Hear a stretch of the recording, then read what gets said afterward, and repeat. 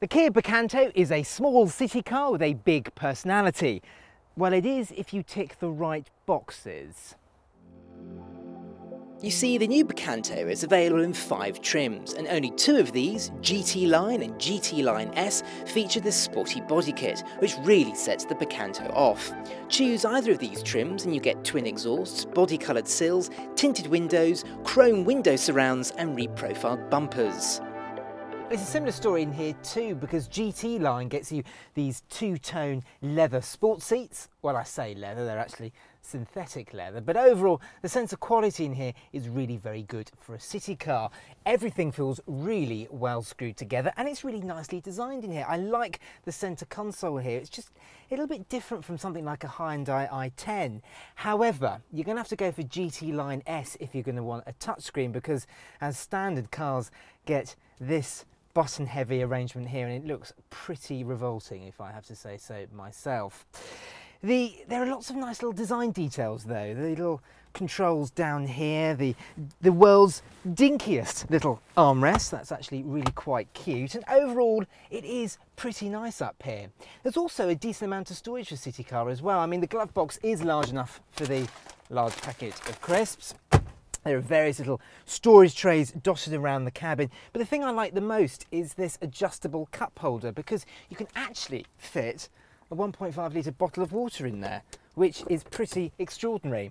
However, if you do that, you won't be able to access the air conditioning controls, so I'd get rid of that and go for a smaller one if you're really desperate to store your water bottles. Aside from the GT Line and GT Line S, the Picanto is available in 3 trims, simply called 1, 2 and 3. Entry-level cars are pretty Spartan, as they don't have air conditioning, nor Bluetooth, nor alloy wheels. Go for trim 2 and there's aircon, alloys and body-coloured door handles, while 3 gets you cruise control and the 7-inch touchscreen.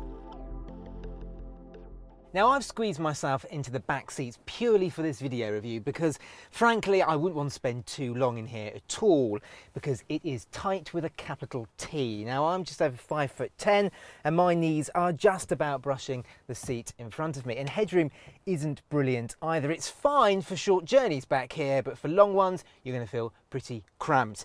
Now, you can just about fit 3 people, but the middle passenger will not be your friend for very long, because when they sit in the middle, they're going to be sitting on quite a high seat and there's barely any headroom whatsoever. They're going to be squabbling for shoulder room as well. But perhaps I'm being a little bit too unkind for the Picanto, because it is a city car after all, and cars like the Hyundai i10 suffer from the same problems. Things get better round at the boot though, because at 255 litres there's more space in the Picanto than the VW Up. Now, if I grab the Carbuyer large suitcase and load this in, you can see that for a city car there's actually quite a lot of space. Now, all Picantos come as standard with split folding rear seats, which is pretty good because not all its rivals do. And yes, there is a bit of a step from the boot floor to the seat back, but come on, this is a city car after all. And once you've folded them down, boot room increases quite considerably. The cheapest Picantos come with a 1-litre engine that produces just 65 bhp, but if you can, upgrade to the 82 bhp 1.25-litre engine, as this takes 11.5 rather than over 13.5 seconds to get to 60. Both the petrol engines officially manage around 63 mpg, and when the new turbocharged engine comes along later, that's unlikely to be any less efficient. This is the 1.25 litre engine, and it's a pretty good engine actually. It's nice and punchy, it's nice and revvy, and feels as though it actually wants to get on with the job of powering the car. However, I would try and hold on and wait for the 1 litre 3-cylinder turbo if you really can, because when you're driving this little Picanto, it's so good you realise that it probably could handle quite a bit more power, and I think the 1 litre 3-cylinder turbo will be the perfect engine choice.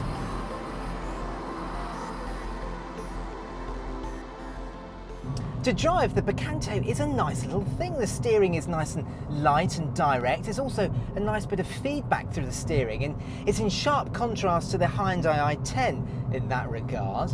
The chassis is nice and direct. It feels very agile around the city and on country roads. And to drive, the Picanto is an awful lot of fun, actually. The car feels nice and alive and agile. The steering is nice and direct and light. It's also got a bit of feedback through it as well, which is actually quite unusual for a little city car, and quite unlike the Hyundai i10 in that regard. The gearbox is nice and slick as well, and it just feels quite fun, this car. It's actually quite surprising. The Picanto corners well, there's very little body roll, and generally speaking, the ride is very good. It is a little bit firmer on the GT line and the GT Line S, but generally speaking, it's a really good, fun little city car. The Picanto is a very likeable city car, but be aware it is very trim sensitive. If you can possibly avoid it, don't go for the basic 64 bhp engine, and it looks 10 times better in GT Line and GT Line S trim than it does in standard guise. One word of caution though, I really wouldn't recommend going for the automatic gearbox on the 1.25 litre unless you really have to, because it's not one of those newfangled slick twin clutch jobbies. It's a more of a conventional 4-speed automatic gearbox, and it's just a bit slow and sluggish to change gear. Not only that, but it also dents fuel economy by 10 mpg. So I guess that's my recommendation really. Choose the right model and you've got a sharp, sporty little city car. Just be warned though that the most expensive models that look good cost over £12,000, which is enough to get you a VW up with the excellent 90 bhp TSI engine. If you've enjoyed this video, click here for our review of the Volkswagen Up and our City Cars playlist, and don't forget to subscribe to our YouTube channel by pressing the Carbuyer logo.